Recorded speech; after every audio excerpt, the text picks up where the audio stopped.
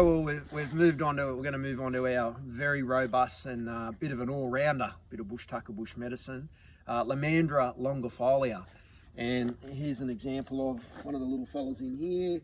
He's only just starting off his journey, so I've got one that's more mature. This is what the base of Lomandra longifolia looks like, more commonly known as the spiny mat rush, and we'll talk about that in a second. Lomandra longifolia is actually related to Xanthorrhoea australialis, or the grass tree, and the grass tree is just over there to the left, but we're going to pan over there. Look at that. There's one we just planted there earlier. There's the grass tree. So they're related and they sit in that same family. Lomandra is found all over the east coast of Australia, up to about southeast Queensland, a couple hundred k's over the border, and then right down into Victoria and in parts of all around. Actually, it's not found in Western Australia or in the Northern Territory. You can eat the base of Lomandra longifolia, and just got to be careful, and you only take a few of these leaves out of each section, and don't try this at home, but you can eat and go. So it's like our old fellas used to use this as drive-through, if you like.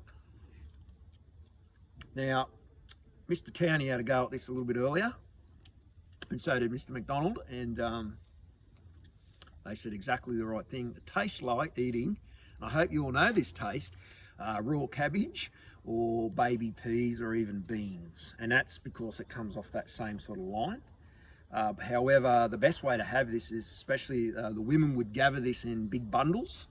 They would soak it, they'd split it, soak it, and they'd also then use that for weaving.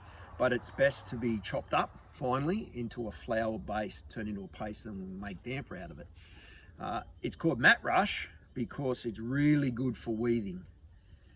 So our women knew this plant and a very strong relationship. So you strip it down, and it was very, very good for making nets and baskets, and it holds its shape really well once it dries out. And again, so that's what the women would do. They would grab big bundles of these, tie them together, soak them, and then dry it out, and off they go. So Lomandra is really, really useful. Found everywhere in our schools, and it's just a little snack that you can have along the way. It's a shame that we can't really zoom in on its flower head, because the seeds of the flower head actually got a little example in there. Zoom in on that. At the end of each one of those is a little spike, which gives its nickname the spiny mat rush. It has a little fine black seed, and sometimes, of course, that seed was used and that could be grounded up. And today, some people go out and forage and ground up the black seeds, throw it in flour to give it a real rustic sort of flavour and taste when they're baking. And also, they can be used as a form of coffee if you run out of your Nescafe. But if you're a coffee snob, you might not like that.